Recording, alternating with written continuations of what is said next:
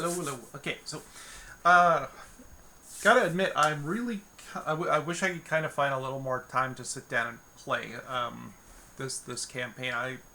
I'm kind of liking it, and I like my setup here. So when I was playing my Edge of the Empire campaign, which I might kind of come back to at some point. I don't want to just leave it leave it off where, or leave it where it was when I stopped. We were kind of in the middle of something that I probably would move on from at this point, just because I was kind of a little bored of it. But Edge of the Empire, I had a bunch of different things I needed. My binder had a whole ton of stuff just for Edge of the Empire in here. Whereas for playing D&D, the old school D&D stuff, I mean, I've got my phone for whatever. I've got my binder here, which is mostly used for Mythic. I've got a couple of other utilities that I use on occasion for, like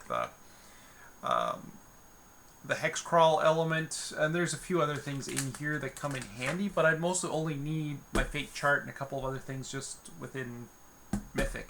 I could probably do that with like 4 or 5 pieces of paper, honestly. I have my, my 2 red box books, one of which needs to stay open to a particular page. I keep the expert book handy. Eventually I'll have to add the companion book, at which point I can I was going to say I can probably retire the red books, but that's probably not true because there's still a bunch of creatures in there that I might need access to. And I've got, the adventure that I'm kind of playing through here, and that's it, the Keep on the Borderlands. It fits, and I have room on my desk in front of me here. I play, of course, at my desktop computer. I've got my desktop itself right over here. I have a good-sized desk. I have my big-ass monitor in front of me. I mean, there's a couple of things like my Xbox and a headset, and my Xbox controller kind of stuff on the dogs on the desk, but that's it really. Like, I can actually play this game fairly light. I'm going to go deal with a dog and then keep going here.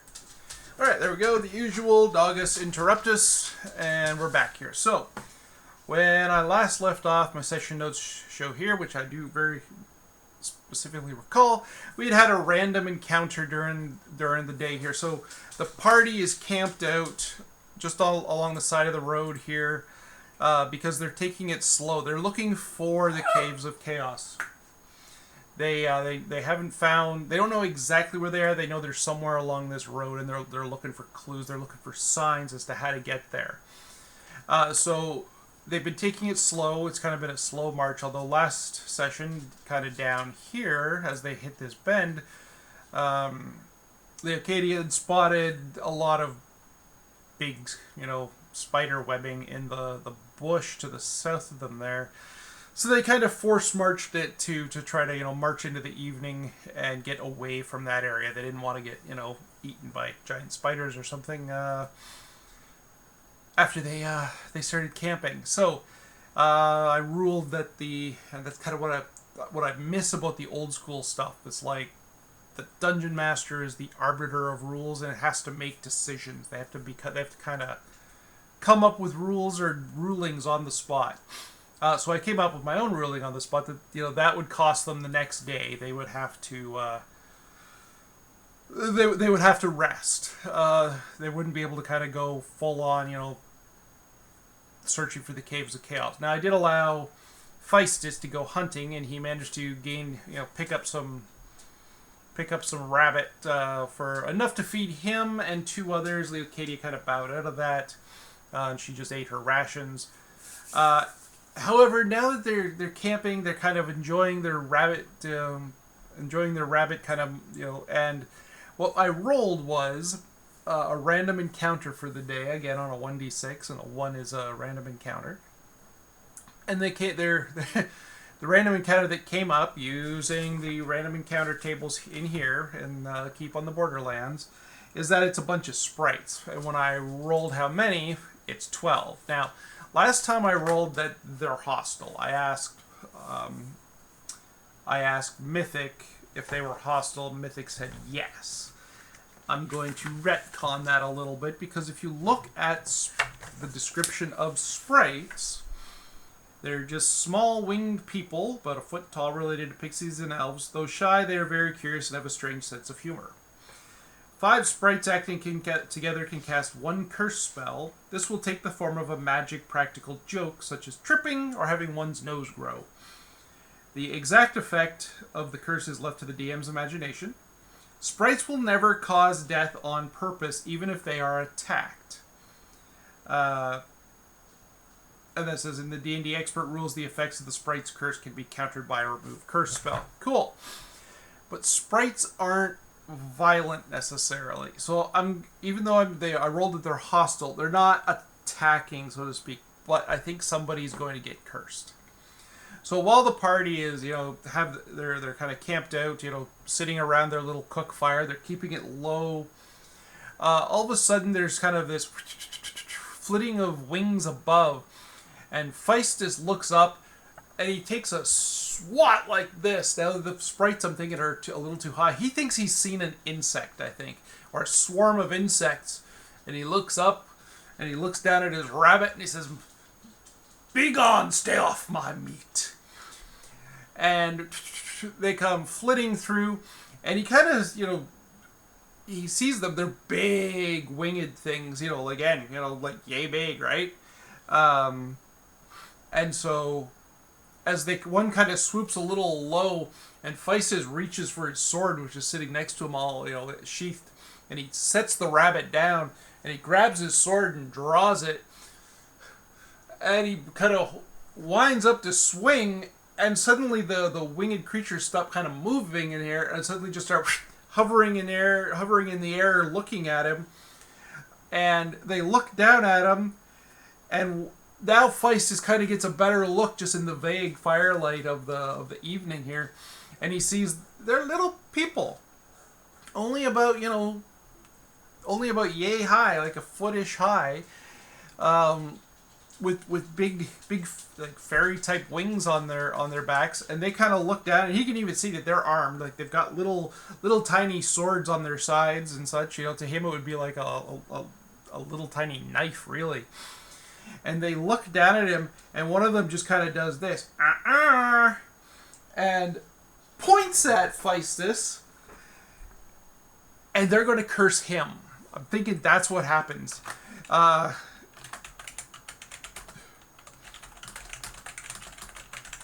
Oops, sorry. Draws his sword to scare the insects off, and brings about a curse. I'm thinking it's going to be like boils on his face. Why don't we go with that? I don't have any necessarily big attachment to this, and I'm not sure what the alternative would be, but let's just say it's a 50-50 chance. We're still on Chaos Factor of 5, so it really is a 50-50 chance. Is it boils on his face? Nope. Okay, so what's the next thing that it could be? Sorry, my eyes are a little itchy and tired or something. Let me see if does Mythic have a curse? Character descriptions. Scriptures. Cryptic. Curses! Here we go. Okay. Curse table, or curse meaning element. We're going to roll a D100 again. 33. Evil. Evil. So what does that mean?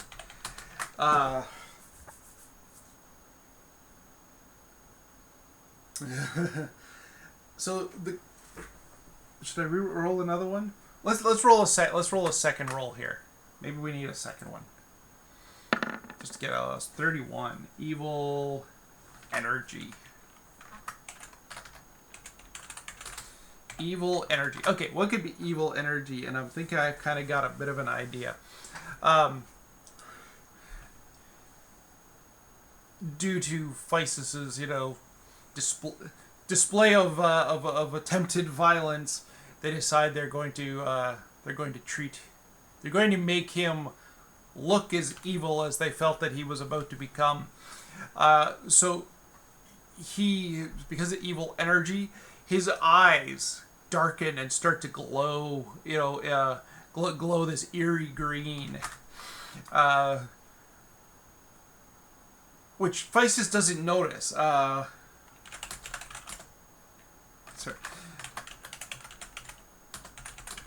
Okay.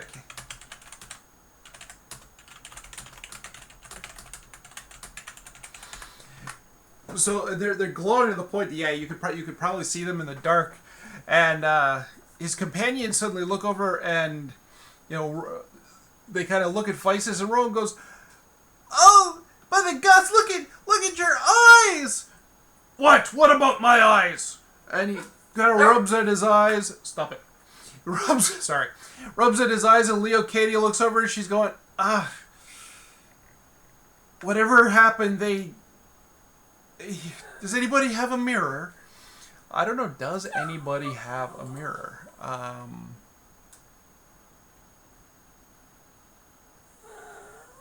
I don't think we've got a mirror anywhere. However, Physis holds up his own sword kind of in front of his face and looks and can see that there's something glowing, and he, monsters! And he stands up, and the sprites kind of laugh, giggling, and swarm into the sky and far out of reach, and soon out of sight of the party. I need to deal with a dog here. Be right back. Okay, there we go. All right, so Physis has been cursed. We'll just make a note.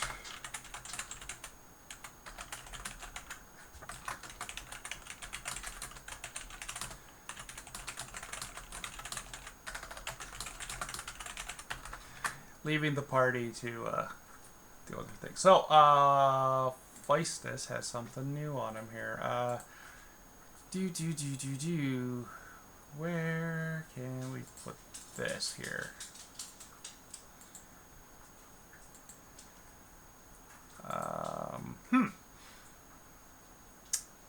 Inventory, no. Spellbook, no. Combat, no.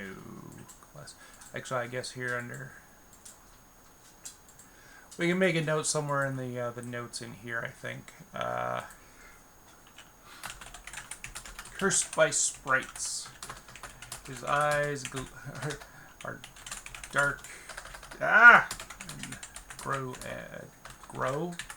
glow and eerie green. That will only go away when we deal with a remove curse, which he does not have access to at the moment. So Physis is looking kind of evilish or something. When I first rolled evil, I thought maybe it would be like an insignia of like an evil god or something on his forehead, but I kind of, with the addition of the energy, I think that's a nice touch. So the sprites kind of take off. They're not going to stick around to fight. They have no real interest in fighting. They've kind of done their damage, and they've, left the party to their own devices. All right, so the party is going to crash for the night. I'm gonna put our marching order back down here. Marching order, but it's also our watch order. So we're gonna see once again whether there is an encounter at night. I really frickin' hope not. I'd like to get moving. On a 1, 2, no encounter at night. The next day, the party sets out at dawn and continues to move on. And continues northeasterly along the road, looking for signs of the caves of chaos. There we go. So 5, 10, considering they're moving slowly again because they're looking for signs, this is as far as they can get. If they make it that far, then we'll deal with our hex crawl stuff. they're going to move. This is actually about where they need to find something. So we're going to kind of deal with our spot hidden tracking kind of stuff here. Last time I used spot hidden, which only gives like a 1 in 6 chance of finding it, which actually it really, in hindsight, that really kind of hamstrings them. Chances are they will not find the Caves of Chaos. So instead, maybe there's something under class here.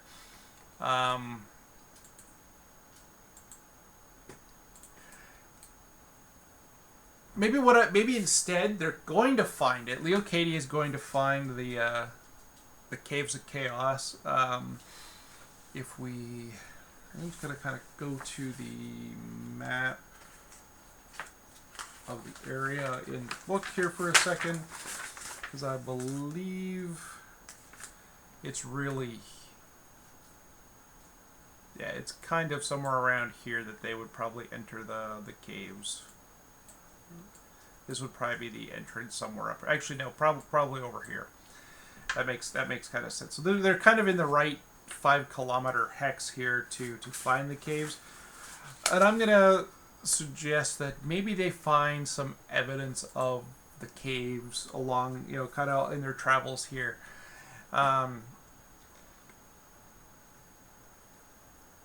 So we're going to kind of, let's see. So what I think I've got a question.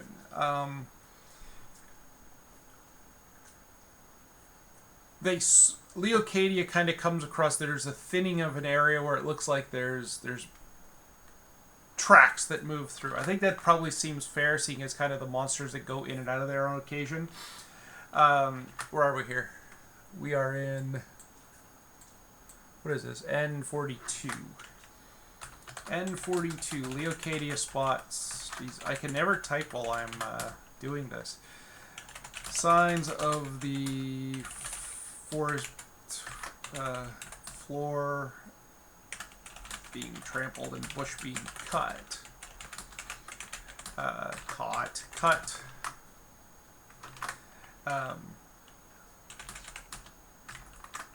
Heading west off the road. I'm gonna also call right now for our daily check here.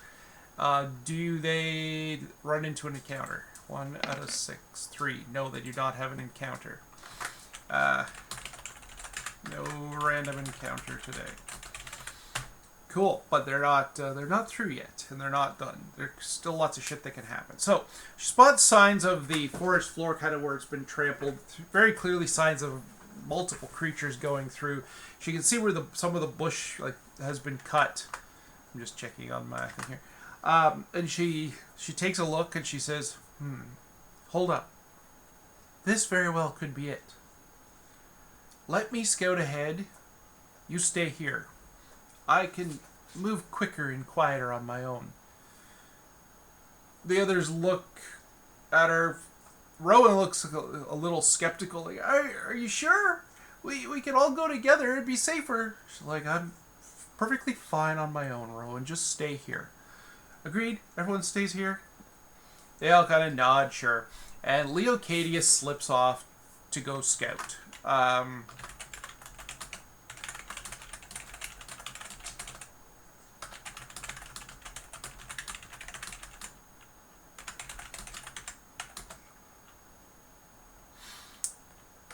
She is going to, of course, find it. She's probably not going to return for a couple of hours. Are we going to run into issues? Does she find it? She's going to find it, but is the path clear enough that she can track it? And be back within a couple of hours, having found the entrance of the kind of the valley here. I'm going to say I'm just going to give it a 50-50. Is she able to come back in a couple hours, or is the path clear enough? Nope. Instead, the path is winding and broken, and it takes her, and she has to double back a couple of times. it's about 4 hours before she returns to the party. Rowan, of course, is probably getting quite upset about this and not too thrilled. Probably freaked out. So, but she does find what she's looking for. So, just to kind of set the stage here, seeing as Leocadia is the one who's doing this, the others will figure this out later.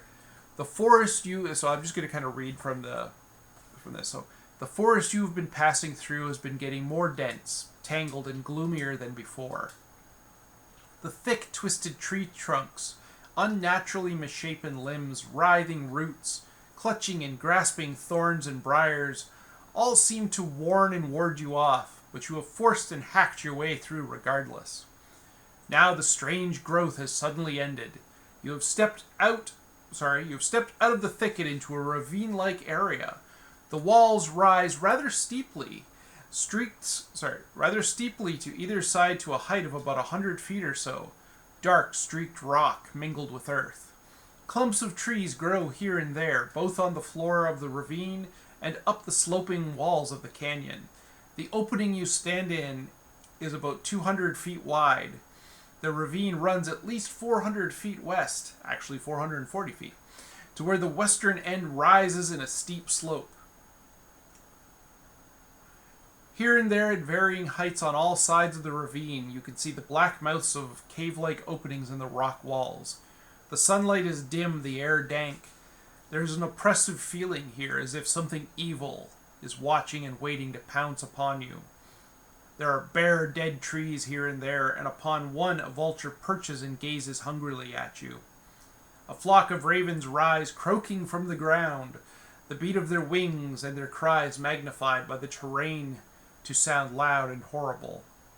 Amongst the litter of rubble, boulders, and dead wood scattered about on the ravine floor, you can see bits of gleaming ivory and white.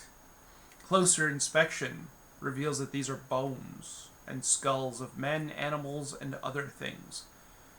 You know that you have certainly discovered the Caves of Chaos. So Leocadia returns with the description of what she's seen, but it's about 4 hours later. It's now kind of into the afternoon, and yes, they could continue on, but are they going to? Let's find out. She has found the Caves of Chaos, and she gives a description.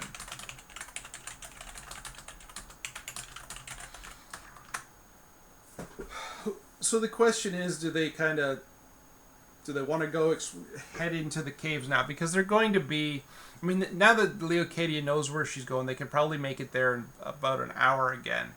But by that point, we're probably getting into a little later in the afternoon.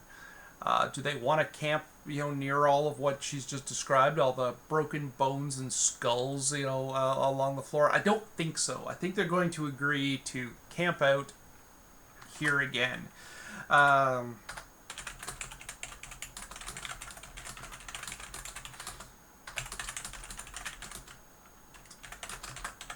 Okay, cool. So they set up camp again. This time they're not hunting. Each of them needs to lose a ration. They're going to run out of rations probably a little too quickly, but they're all... Okay, some of them got money, but...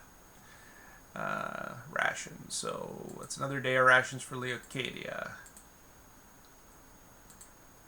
Oops.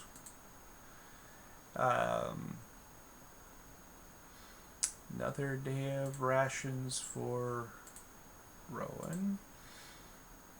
Feistus.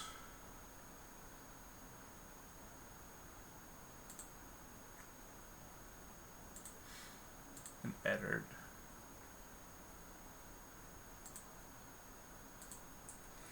They may need to actually start thinking about some hunting, just to make sure. So we're going to kind of draw a little bit of a line here. Freehand. First though, I'm going to just move this because this is what the path is going to be like. They kind of take the path from here. Oop, that's a green. Kill that for a sec. We want to In fact, can I... Then...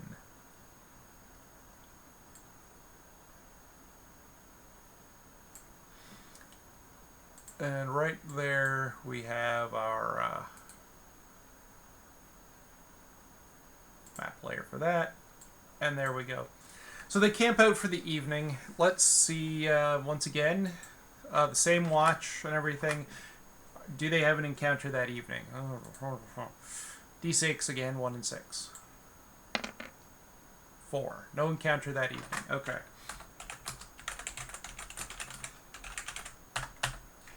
They set up camp once again.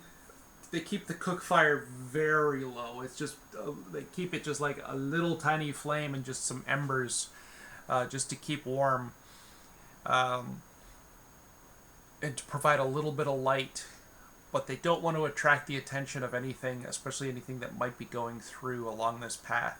They set watch, of course, Leocadia first, followed by Eddard, Rowan, and Feistus, each taking a couple of hours to watch out. Rowan's a little freaked out watching because he knows what's been described and he feels like, I'm in danger! He is a little bit. There's definitely danger here, but in the next morning, they're going to set out for the Caves of Chaos. Okay. Next morning, they set out for the Caves of Chaos, arriving about an hour later. Okay, so they set out for the Caves of Chaos. We're going to bring this over here. We're going to switch maps now. I'm going to zoom out. So this one's kind of nutty. So I grabbed this, I forget it, sorry, I cannot remember exactly where this came from. But we have a very, very large map, which somebody created, which is awesome, and maps out everything. I believe I have this properly to scale to match everything here now. It does appear so, because we're talking about 10-foot corridors, and they seem to kind of match up. And we're going to kind of go from there. So, they're going to enter the Caves of Chaos. Now, keeping in mind here, I need to kind of remember that I am a player and game master. Everything is open. I'm not doing anything weird. And we need to just be ooh, I kind of like what they've done here where the caves are open. Anyway, so we're going to grab our characters and we're going to drag them on here.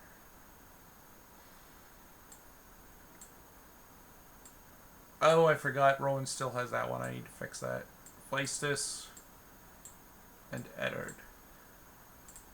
We're actually I'm just going to rotate everybody that way, even though that's not going to be quite the correct order. And it's actually not even really snapped properly.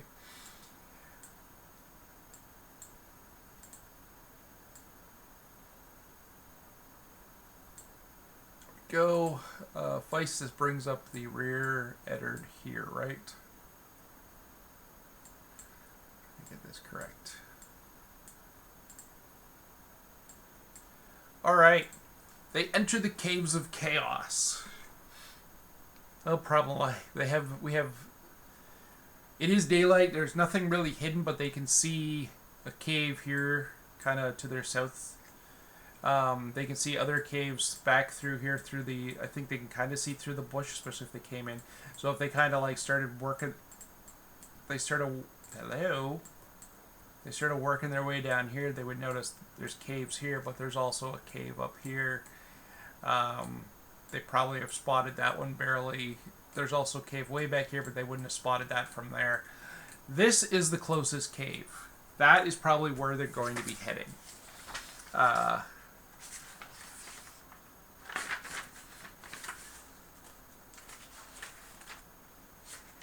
So... let me see if there's anything I need to know about the Caves of Chaos. So, cave area map. There are woods overlays and rough contour lines shown on the map. Not on this, but we know that it kind of goes up, right? There's where the wall is for the cave, where the cave it starts to slope upwards. In some places, fairly steeply.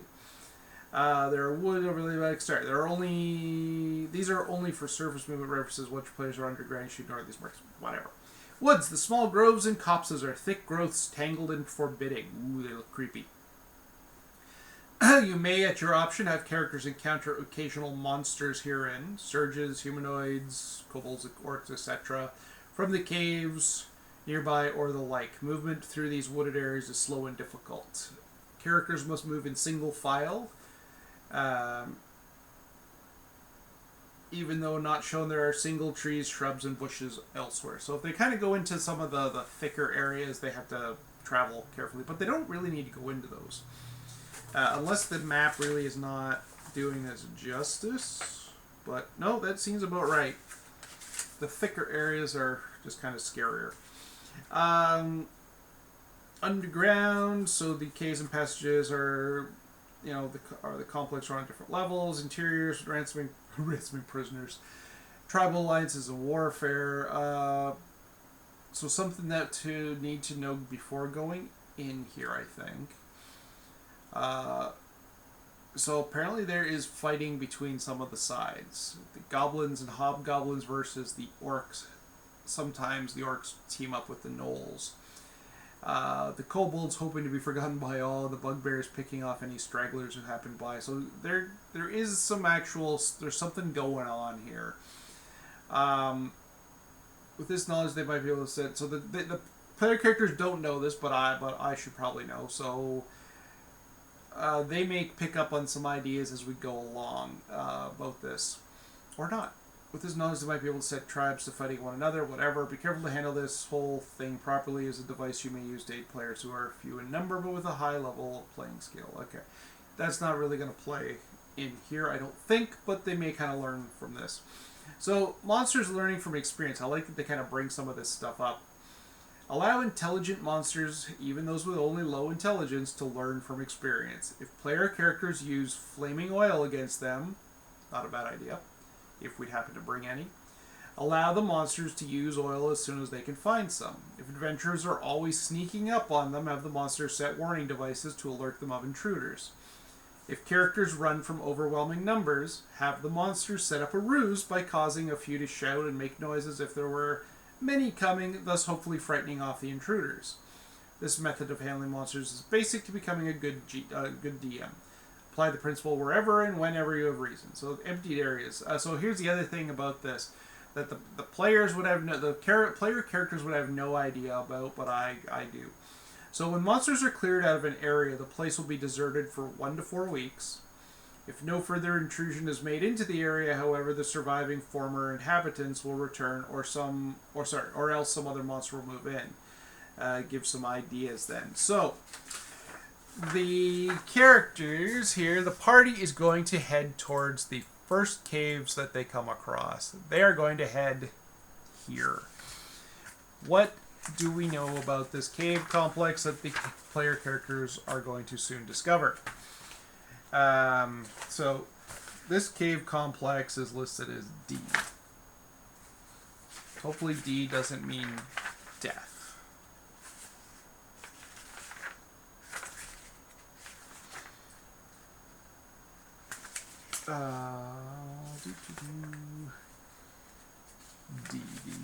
D. D is actually going to be the goblin lair. So that's kind of what they're heading towards at the moment. The goblin lair. So the only thing about this is there's no numbers kind of marking the spot. So I'm going to need to refer here. We got 17 to one side, 18 to the other. The goblin lair. So as they approach, right? Leo, Katie going first. Eddard just behind her. Rowan kind of behind him. And Feist is bringing up the rear. So,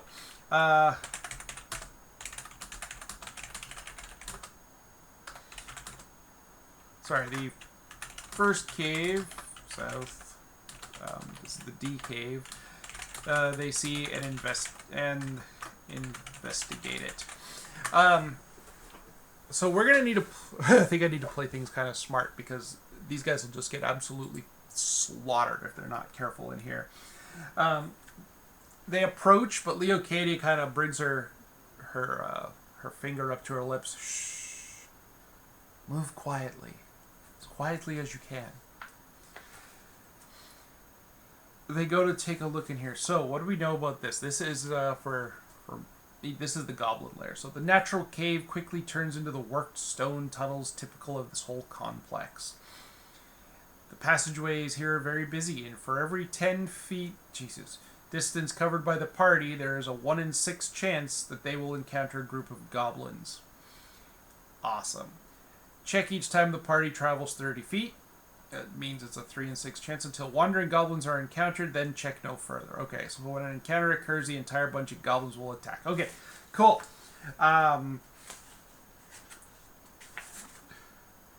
So these are all 5-foot squares.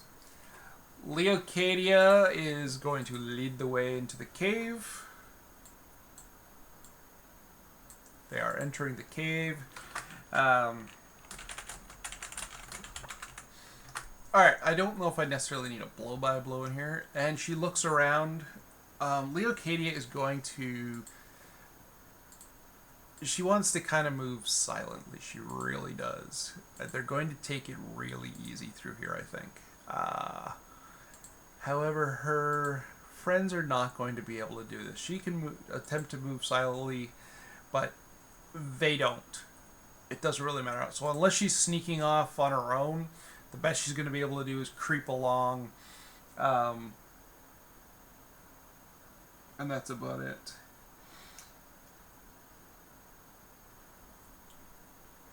So, if we're doing it this way, I need my ruler for a second.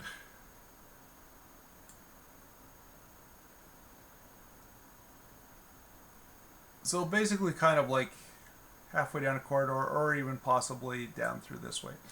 None of them have... Stop it. None of them have dark vision, so Rowan is going to light a torch.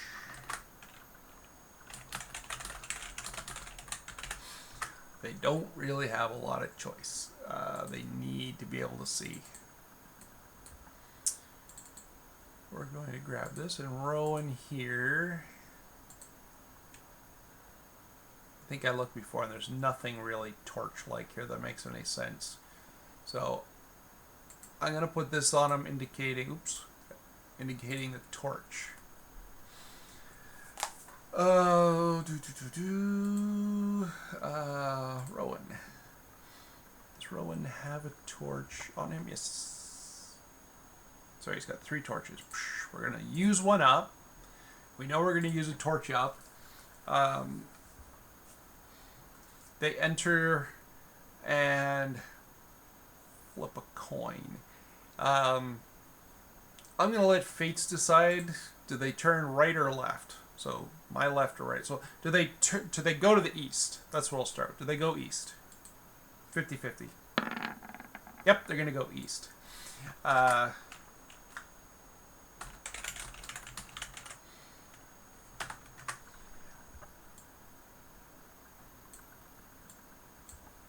So moving all along through the cave, they continue east.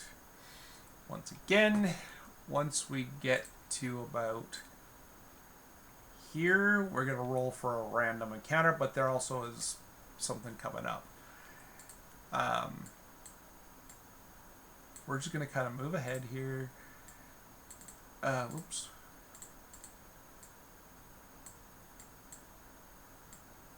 Alright, we're going to roll that random encounter. So it is a 1 to 3, they run into some goblins.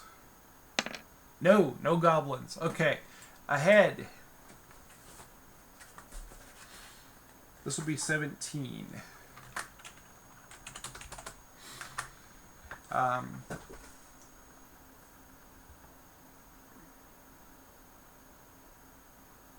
Yeah, okay, so this is going to be a potential problem because there are 6 goblins that are alert and watching. So they're going to see them coming.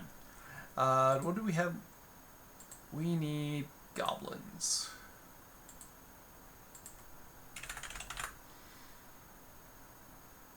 Do I have a goblin somewhere in here?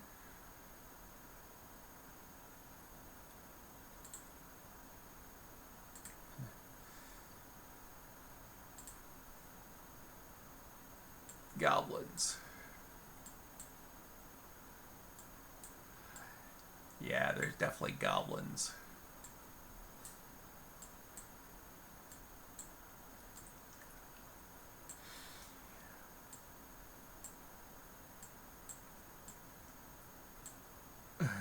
Yeah, this sounds good to me. We're just gonna kind of go copy and oops, sorry, there we go, paste. And we're gonna have some goblins the other way too. 1,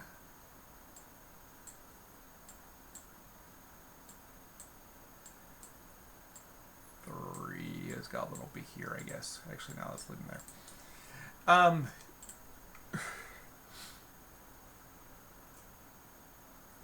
So the goblins have spears. Each goblin has 3 hit points.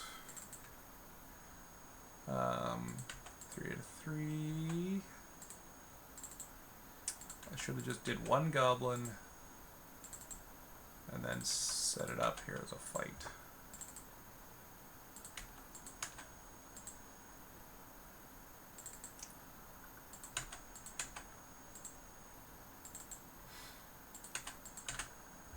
Okay. Goblins are alert and keeping an eye out. So goblins are alertly watching both passages here for intruders of any sort, including other enemies. The chamber has spears and whatever like that. As Leocadia and her party start approaching, they see goblins down below. Now, it says the goblins are alert. Let's see here whether they really are. With the torchlight, I'm thinking Leocadia probably would have... Well, whatever. We made it this far. Let's just kind of go. We're not going to retcon anything. We're just going to go. I think we're going to need initiative. I do believe we are going to need initiative. What do they have for... They have an AC of 6. Okay. What I'm going to do here is, because the rules are so different, I like to keep the flow here open. So we got the order of combat here. So the first thing we need is initiative, but we need to check surprise first. Are the goblins surprised? 1 in 6? No. And the party? Thankfully, no. No surprises, so now we're going to roll for initiative. For the party, 4, and for the goblins, 1. Okay, that's awesome. Party wins initiative.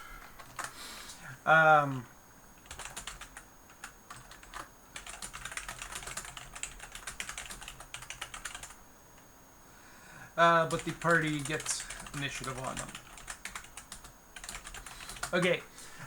We begin here with morale check, which we don't need to worry about at the moment. Do they have a morale listed? Morale is 7. We may need to kind of...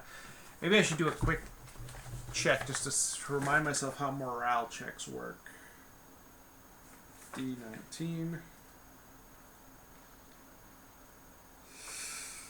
Morale is a measure of a creature's courage, loyalty, and high spirits. Yep. How to check morale? When a morale check is necessary...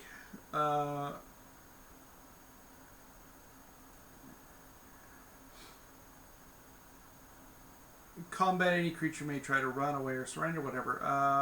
They need to all the other gaming has to be learned, whatever. When to check morale is not made for any creature with morale score of 2 or 12. A morale of 2 means the creature will not fight. A score means they will not quit. Yeah, they don't have that. For all other morale scores, the morale check is made twice after combat begins. For a single creature encountered alone, the morale check is made when the first hit, when the creature is reduced to quarter, groups of creatures, when the first death on either side occurs, either a monster or character, when half of the monsters are not free to act, killed, magically asleep, or controlled. Speaking of which, we need to just double check here with Rowan. Definitely sleep going in would be his spell. He has not used any. We have sleep prepared. Cool. Because that's kind of what I wanted to hit them with anyway. So the party kind of enters the cavern, sees what's going on. Morale. How to do morale checks. So if when it becomes necessary, so I'm going to say the first death on either side, either a monster or a character. But I'm not sure I understand the point of a morale check if it's the player characters that lose somebody. Or when half the monsters are not free to act. Okay. We roll 2d6. If the result is greater than the creature's morale score, the creatures will try to stop the fight or get away from it. If otherwise, they will continue the fight. Okay. It's a 2d6 check. Okay, but we go from here. Movement, which... I think we can, yeah, we're definitely, so movement. Leocadia is set up in a good spot right there for her bow attack. Eddard here is going to, sorry, Eddard, what is Eddard using? A mace?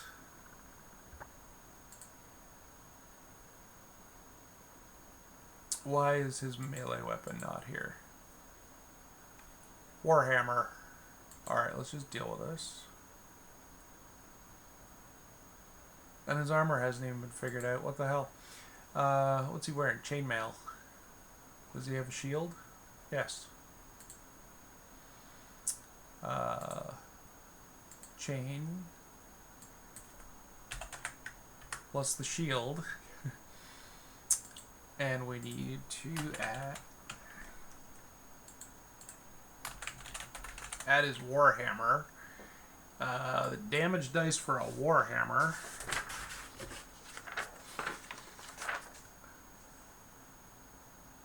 Is 1d6.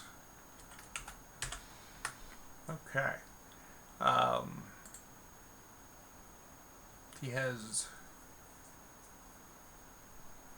attack damage.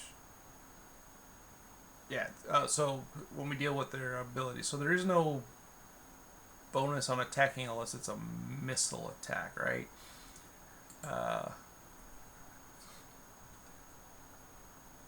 Alright. Movement. Eddard is going to draw... Eddard... Actually, Eddard knows kind of how things are probably going to play out. But he draws his Warhammer. He probably already has it in hand. And moves forward to strike at the goblins. As he comes around the corner, he sees that there's one just kind of here who is just barely noticeable. Rowan is going to tuck himself away here behind Leocadia. He should still be within range of a sleep spell without issue.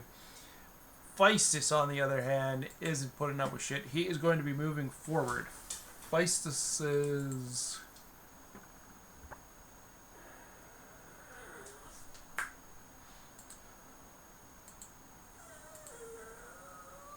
yeah.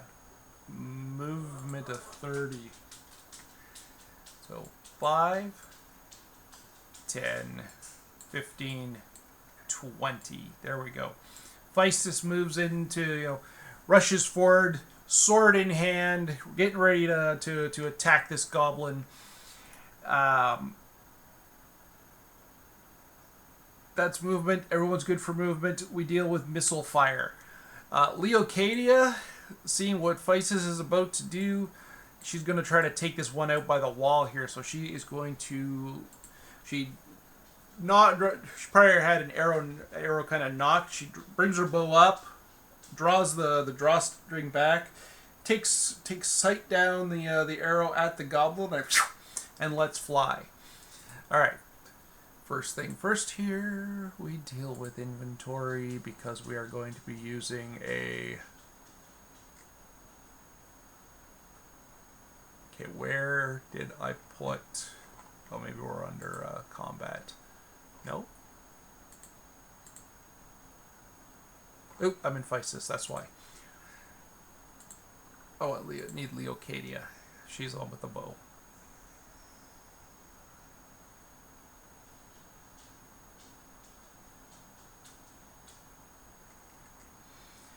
No, I think I did have the right thing here to begin with. Okay, where in the world?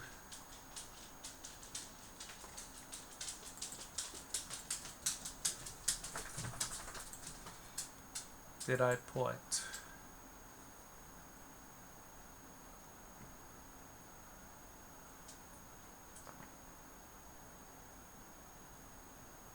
Where'd I put my arrows? Arrows. Here we go. Let fly with an arrow. Perfect. So Leocadia has a dex with a +2 on it. So she's got a +2 on her attack. She with her longbow. What? That's a miss. Are you kidding me? The dice are going to be very poor with me today. So like typical, I am kind of like, old arrows are lost. This one probably cracks against the wall and breaks. No longer useful. There's not going to be any more missile fires, so we get into magic spells. Rowan. Does Rowan have line of sight on everybody here? Yes. Rowan is going to be casting his spell. He's going to be casting Sleep. We're going to go use. And he, so so we got, it's cast time of 1 round. The range is definitely fine. And it's 2 to 16 hit dice within a 40, within 40 square feet. If he centers it on this guy, actually, potentially... actually, let me just read the rule quickly to how the sleep spell works.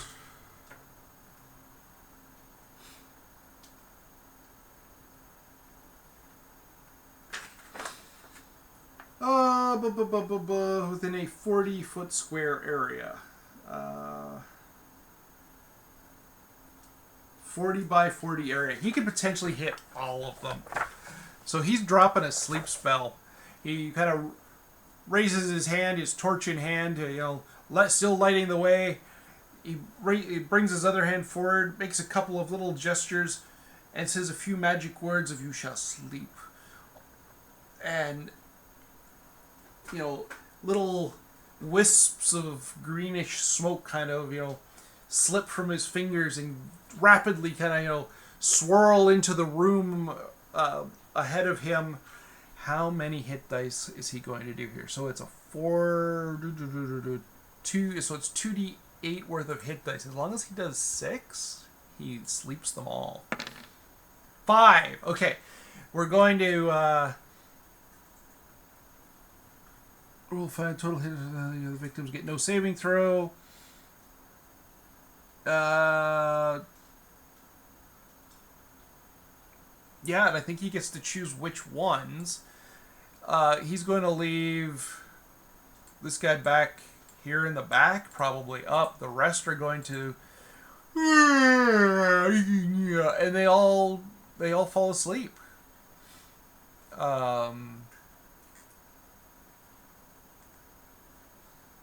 That looks good for sleep. This'll do.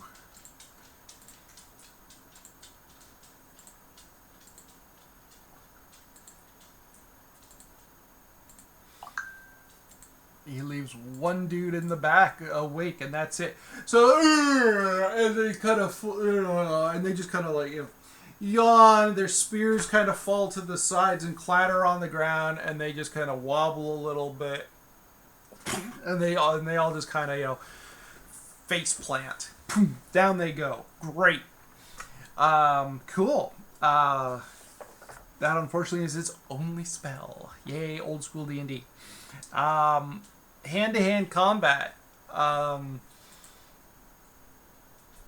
and Physis are prepared to kill whatever's in front of them, but they just fell asleep for 13 rounds. I mean, it's not going to be that big a deal. It'll be long over by then. Physis doesn't even see the sport in it, but, he uses his he uses his round to just slit this, stab this one right through the throat to finish him off. I'm not even rolling. That is fine. He is corpseified. That is a dead goblin.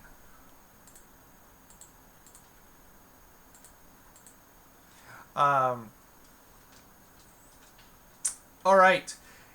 Beginning of the round, with more than, well, I mean, 5 out of 6, way more than 50% of the goblins out of commission.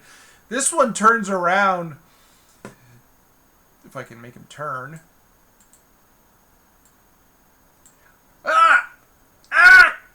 Sees what's going on, looks around, and we're going to make a morale check. So what's his morale here? Goblins make a morale check of 7. 7 it is. Now, was it greater than or was it equal to? Where was the morale check again? I believe it was. Alright, I need to double check that. D19.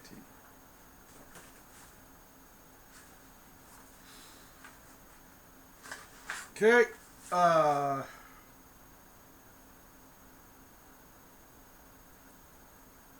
Greater than. So that means he's angry. The goblin looks around. Yeah! Gives a war cry at the intruders. Raises his spear, and he is going to charge. Yes, he is. He's going to charge forward. Goblins have a movement of 20 feet. Steps around. Oops. 5, 10, 15, 20. He can't even quite get to where he needs to go. But he charges, he starts running across the floor with his spear up. And we go to initiative again. For the party. That's a 6. Nice. Goblin.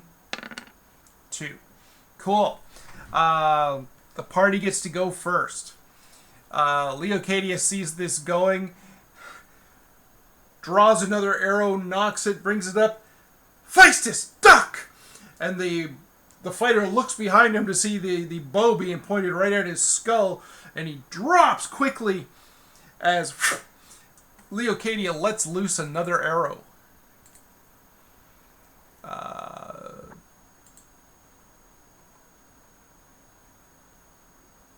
Another arrow. Cool. She's got a +2 to hit. Let's see if she can do better this time. See if she can do something besides miss. 7, that's a 9. That's going to be a miss. The arrow goes flying through the cavernous room. Crash, ting, hits the stew pot here in the middle, but misses. Sorry, I skipped movement, so I'm just going to actually do that now. Sorry. Eddard Feistus hops over the body. Rowan's not going anywhere. Leocadia's not anywhere. So they should have moved first, sorry. Then Leocadia fires, but I'm not going to worry about it. As they get through, there's no more magic spells to be had, and we start dealing with the joys of hand-to-hand combat. Feistus kind of splits to the left as Eddard kind of takes the goblin head on, bringing his shield. They're both bringing his shield up, getting ready to crash as that Feistus moves in, steps around to the goblin side, and brings that sword of his down. What are we dealing with? We are dealing with a normal sword. He does an extra 1 damage. Should he hit? We roll 17 to hit. They have an AC of 19. So he hits an AC at 2, which is definitely under the 6. He hits. D8 damage plus 1. For 6 points of damage as Feist just cleaves the goblin, right? It just cleaves his head and drops him. He's now bleeding, his skull all gashed open. And he drops. At which point things end and the party slips in to slit the throats of the remaining goblins.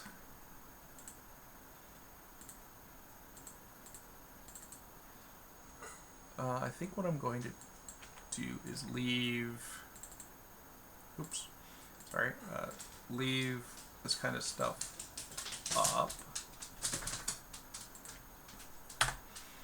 so that they can, the bodies will remain should I need to worry about them.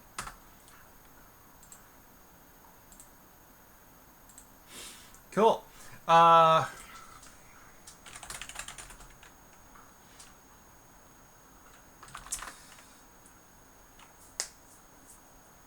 The party defeats the goblins in part through Rowan's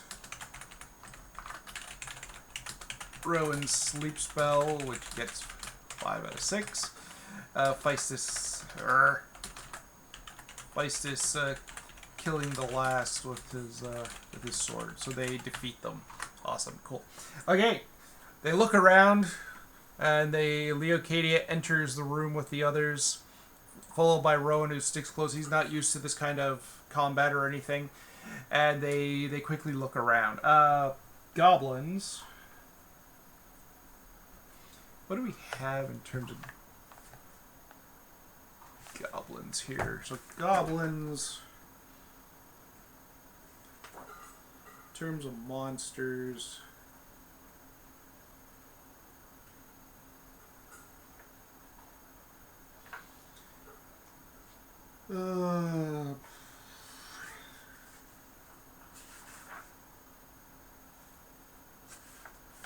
goblins are worth 5 XP apiece. So 30 XP for killing the goblins. Now they're going to do a quick search of the room here. So each of the goblins. So what do we got here? So this. What do we got here? So they search the room here. The chamber has a barrel with 60 spears, so I mean they could fill up on spears if they really wanted to. A small table, 2 benches, and a keg of water. They'll sniff it first, and then, you know, it smells fine. It's not putrid or anything, so they're able to refill their water if they so choose.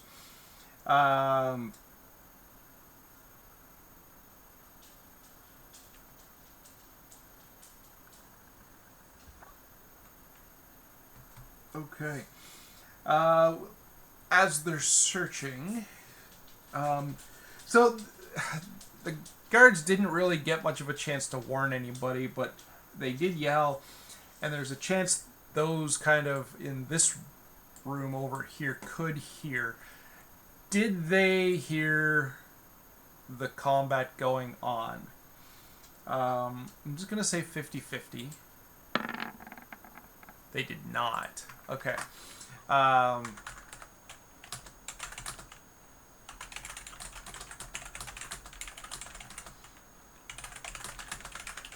Possibly not paying attention. Possibly whatever. So 6 goblins. Each of them has D4 times 10 copper and D4 silver pieces. So this isn't really going to count towards their...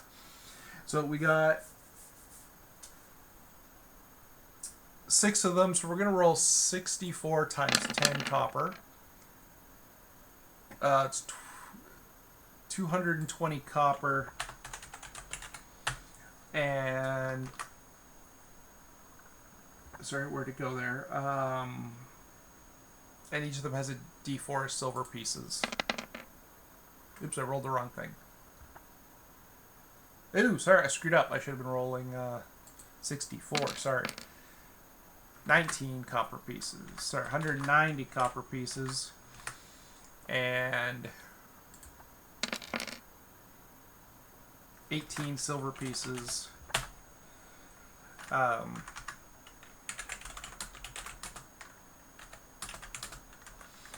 Okay. And that's actually going to be where we're going to be kind of keeping things up, or stopping things for tonight. We have a party of 4 members. I'm going to split up the XP here.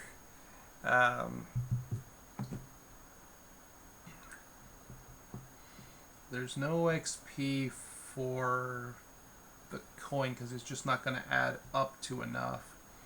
So each of them says, I mean, it would be 7.5. So I'll give each of them a whopping 7 XP for this. So before we kind of round things off here, Leocadia, and just kind of go on to the main. Actually, maybe I should do the 7.5 because it might matter with the adjustment. And in Leocadia's case, it would. Sorry, let's do that. Leocadia earns her 7.5. Sorry, technically 8. Rowan gets a 5%, which is not going to be enough, so he earns 7.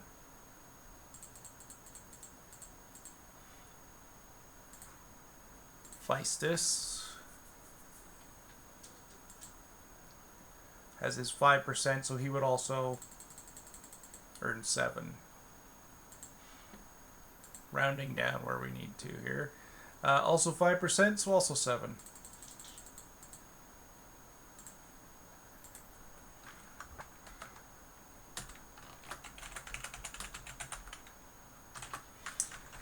And there we go. And that's kind of where we're going to end this evening.